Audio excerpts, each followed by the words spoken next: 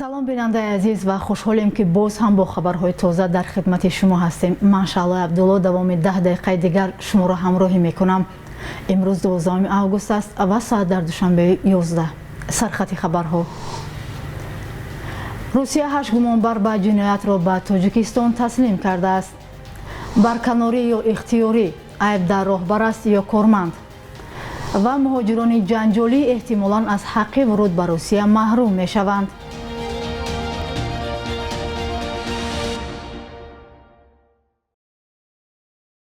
Москав 8 шаҳрванди Тоҷикистонро ки ба ҷиноятҳои гуногун гумонбаранд ба душанбе таслим кардааст. Додситони кулли Русия рӯзи 11 август хабар дод ки истирдоди гумонбарон зери чораҳои сахти амниятӣ сурат гирифт. Ба иттилои манбаъ қарори ба Тоҷикистон фиристодани боздоштшудаҳоро барвақт гирифта буданд, аммо бо сабаби пандемияи коронавирус ба таъхир уфтод. Яке аз онҳо Нусратшоҳ Ҷунмирзоев аст ки ба ҳамлаи мусаллаҳонаи 25 сол пеш ба мошини милиса дар маркази вилояти Бадахшон муттаҳам аст. Дар он ҳодиса 4 нафар аз ҷумла сардори шуъбаи ҷустуҷӯии ҷиноии идораи умури дохилии Хорух кушта шуданд.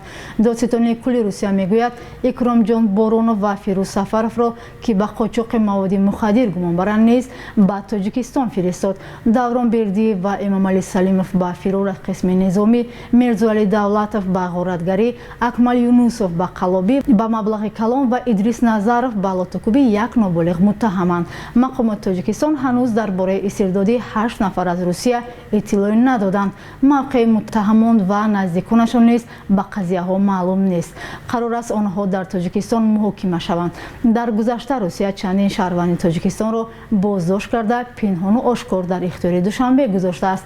Созмонҳои ҳумумии ҳуқуқ баъзе аз ин мавридҳоро ба хотири ангезаи сиёсӣ доштани қазияи гумонбарон танқид кардаанд.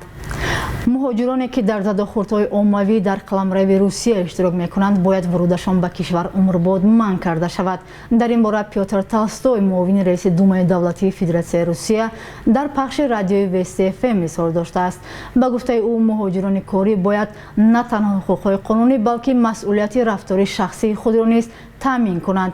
ҷанг кардӣ рӯзи дигар ба ҳавопаймо, рост ба хона. зиёда аз ин гуна одамон бояд бидуни ҳуқуқи вуруд ба Федератсияи Русия умрбод аз кишвар хориҷ карда шаванд, қайд кардааст Толстой. ба гуфтаи ин мақомдор, бо ин роҳ Русия метавонад аз ташкили анклавҳои хориҷиён дар дохили ин кишвар ҷилавгирӣ кунад.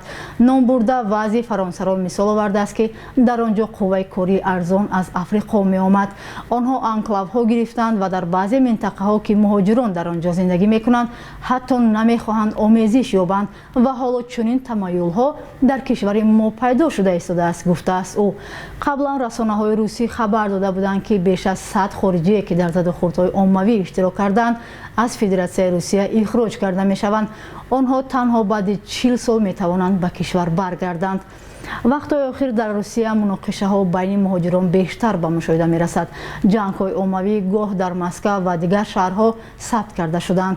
калонтарини онҳо задохӯрди шаҳрвандони Тоҷикистону Қирғизистон гуфта мешавад ки дар назди истгоҳи метрои Кузминки пойтахт буд.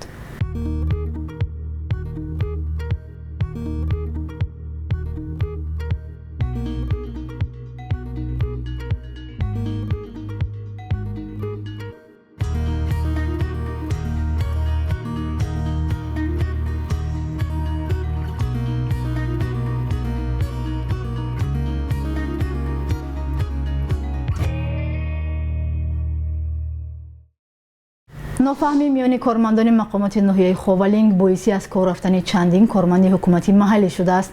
ҳарчанд роҳбарият исрор меварзад ки кормандон бо хоҳиши худ рафтанд, аммо ҷониби дигар даъво доранд ки зери фишор аз кор рафтанд. тафсилотро дар гузориши Маҳмудҷон Раҳматзода бубинед.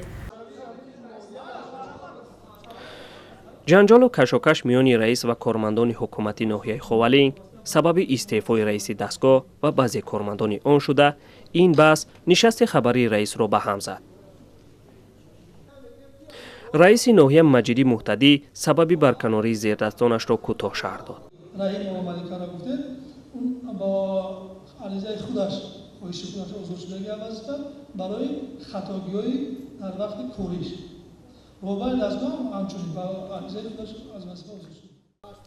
аммо кормандоне ки аз кор рафтаанд ин суханони раисро рад мекунанд.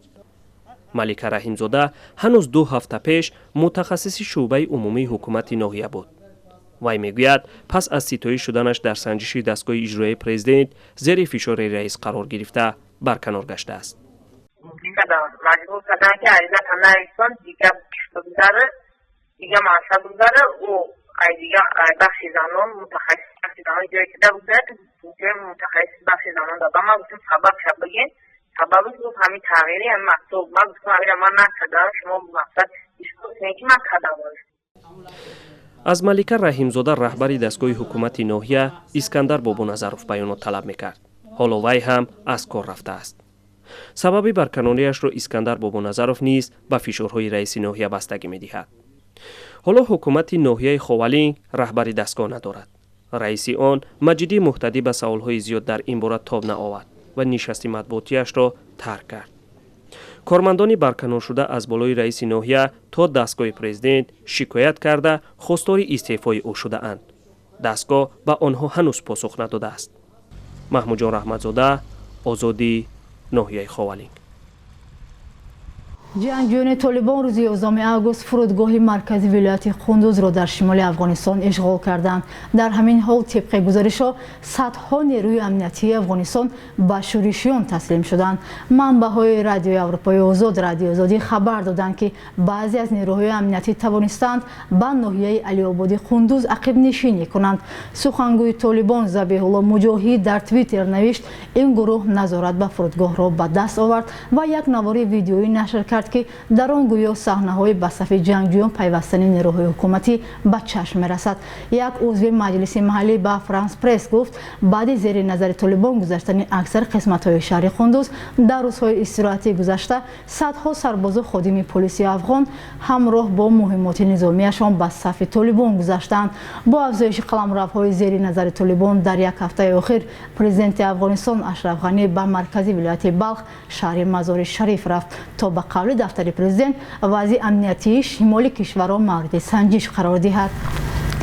дар ҳамин ҳол рӯзномаи The Wall Street Journal менависад ки ҳаниф атмар вазири корҳои хориҷии афғонистон аз амрико ва дигар кишварҳои ҷаҳон даъват кардааст ки ба гурӯҳи тундгарои толибон фишор оварда шавад.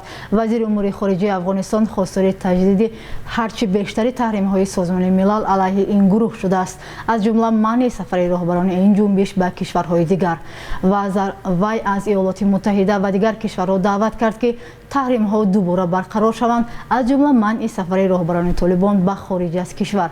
ҳамчунин бо истифода аз нерӯи низомӣ алайҳи ин гурӯҳ посух диҳед омадааст. дар ин гузориш ба гуфтаи вазири умури хориҷии афғонистон ҳоло ба роҳбарони толибон таҳримҳо метавонад бисёр таъсирбахш бошанд, аз ҷумла ба онҳое ки бисёре аз онҳо феълан дар пойтахти қатар ба сар мебаранд. ба гуфтаи ӯ тамоми ҷаҳон бояд муттаҳид шаванд то аз шиддати вазъ дар афғонистон пешгирӣ кунанд. бахши як рӯзи таърихро ҳамкорамон хиромон бақозода тақдиматон мекунад ки муҳимтарин таҳаввулоти таърихӣ дар рӯзи 12 августро фаро мегирад.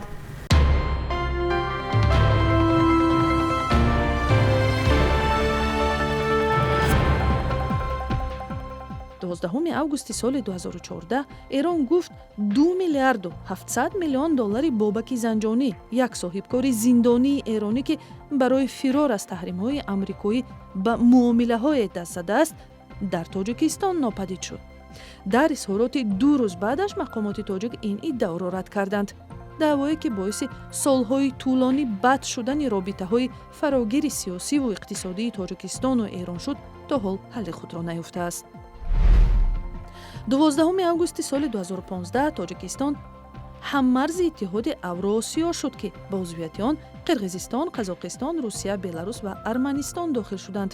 талошҳои Русия барои зери чатрии ин созмон овардани Тоҷикистон то ҳол бенатиҷа будааст. бархе коршиносон созмонро ҳамчун модели хурди иқтисодии иттиҳоди шӯравии зери назари Москав интиқод мекунанд. 12 август бо ташаббуси созмони милали муттаҳид рӯзи байналмилалии ҷавонон таҷлил мешавад. дар Тоҷикистон ки беш аз нисфи аҳолӣ ҷавонон мебошанд, масоили дастрасӣ ба таҳсилу касбомӯзӣ, кору даромад ва амнияти иҷтимоӣ аз муҳимтарин масоили мавриди ташвиши ин гурӯҳ маҳсуб мешавад. бонки миллии Тоҷикистон арзиши сомониро нисбат ба асъори хориҷӣ барои имрӯз 12 август чунин эълон кардааст.